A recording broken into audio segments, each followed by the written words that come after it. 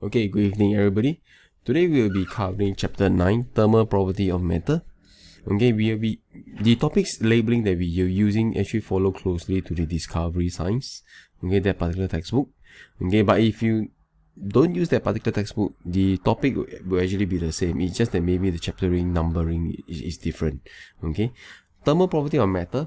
Okay, it actually touch base with what actually happens to the energy absorbed. So in the previous topic, we actually talked about heat transfer. The energy absorbed when we heat the object, the energy absorbed, the thermal energy absorbed, okay, through various mode: conduction, convection, radiations. So now what happened to the energy when it's being transmitted, when it's being transferred from spread out evenly, distributed evenly throughout the particles? What actually happens after that? Okay, and this actually brings us to the fact that link us to the standard, the usual principle that we talk about, conservation of energy. The thermal energy actually has been absorbed and it has actually been converted to what we know as the internal energy of the particle itself. So before we look at different stages, okay, this melting or the boiling or different stages of the object itself when they are subjected to heat, we need to understand what actually constitutes to internal energy. Okay, after the thermal energy has been absorbed, it's converted to internal energy. So what is internal energy? Okay, internal energy of the particle, we can actually loosely classify them into two main categories. It actually involves the motion of the particle, and it actually involves the intermolecular force, or what we call the attractive force of the molecules. What we are actually trying to do is what it has been illustrated in the previous topic, chapter 7, okay, the kinetic model of matter, whereby it talks about the arrangement of the particles, the movement of the particles at each particular stages.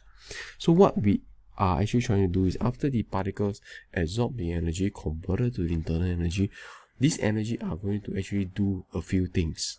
Okay, it's going to change the motion of the particle, and it's going to affect the attractive force, or what we call the intermolecular force of the molecules. What we are going to do is we are going to change them. We are going to affect them to the relevance or the relevant motion or relevant degree of strength of intermolecular force. For example, at solid state, the particles are at a certain motion and the intermolecular force are of a particular strength. So to transit from solid to liquid, whereby liquid molecules has a certain particular motions and a certain degree of attractive force. So what we are going to do is we are going to transit, or we're going to change the motion and the intermolecular force of the solid state, the particles there, and we are going to affect, or we are going to change the motion and the intermolecular force of the particles such that they actually correspond to what we call the liquid state. Okay, and this is what happens to the particle when they are subjected to heat, when the thermal energy is converted to internal energy. What this energy are going to do is going to affect the motions, it's going to affect the intermolecular forces at various stages, and upon successful transit, you'll find that the particle actually changes from solid state to a liquid state itself. Okay, the other thing that we will actually want to highlight is actually the dealing with temperature. As we know in the previous topic, conduction, convection, and radiation, when heat is being absorbed, you find that temperature actually rises. Okay, and here we know that the temperature of the energy actually corresponds closely with the kinetic energy. And in this section here, we are also going to examine how temperature or how kinetic energy will going to change at different stages of heating. Okay, does it heat up? Does it increase always? Does it increase, stop, increase again? Or what does it, or how does it change when it's being heated? Okay, so in the next few sections, we actually will discuss quite closely to this. Internal energy, loosely defined, like I mentioned before, it consists of two sections. Okay, the motion itself and the intermolecular forces. Okay, how does the relevant energy correspond to these particular factors? We loosely define the motion, the velocity or the motion of the particle. We tag it to kinetic energy, the energy due to motion. As for intermolecular forces, whereby it corresponds to the changes in the locations okay, of the particle itself. So we take it to potential energy of the particle, of the energy of the substances itself.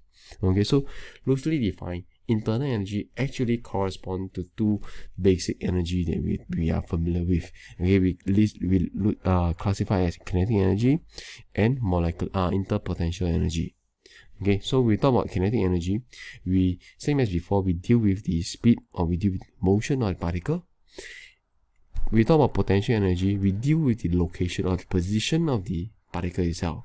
But in this case, instead of like vertical height, like what we're talking about, we actually correspond it to the location of the particles, which indirectly is affected by the intermolecular forces of the particle. So in short, the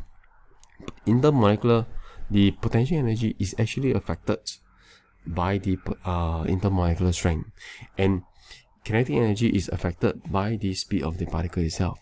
So what is the outcome of this energy? What is the observable factors when we talk about when we say that the kinetic energy has changed? The observable factor that we talk about is the temperature. So for kinetic energy, we actually take it to one observable factor, which is the temperature. So internal energy of the particle actually is affected by the velocity, and in turn it will affect the temperature of the substances that we are looking for. For potential energy, the observable factor that we are looking out for is the change in state. In short, the potential energy is affected by the intermolecular forces.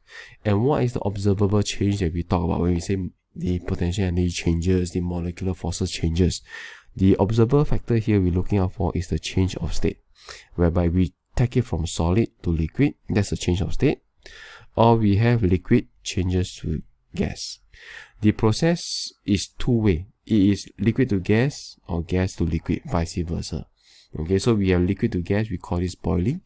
Gas to liquid, we call this condensation. And similarly, it goes for solid to liquid and liquid to gases. Okay, so in short, internal energy actually consists of what we call your kinetic energy and your potential energy. And these top two energy has observable factors tagged to it. The observable changes. So for kinetic energy, the observable changes we're looking out for is temperature. The potential energy, the observable factors that we are looking out for is actually the change in state. How does these two energy interacts or changes? Okay, as the object absorbs more thermal energy or more heat from the surrounding or even from the power source. We will look at this in the next stage. Okay, so as the object gets heated up, okay, it can be transmitted from conduction, convection, or radiation, or a mixture or process. So once I absorb all this energy, how does this energy translate to changes in kinetic energy? How does it translate to the potential energy? This is the area that we are going to do at 9.2 and 9.3, okay, at the later part of the topic, which is going to take place in the next few videos. Okay, in short, this section 9.1 is a simple short topic to talk about the classification of internal energy. I hope there is no is quite straightforward, it's clear to you. Okay, if it's not, okay, you can actually rewatch this video, and if you have any questions, or if I make any mistakes or you need any clarifications, then feel free to write your comments at the feel free to write your feedback at the comment section below. Okay. And just just drop me an email. Okay, I will respond accordingly I will make the changes accordingly. Okay, if not, thank you. Have a nice day.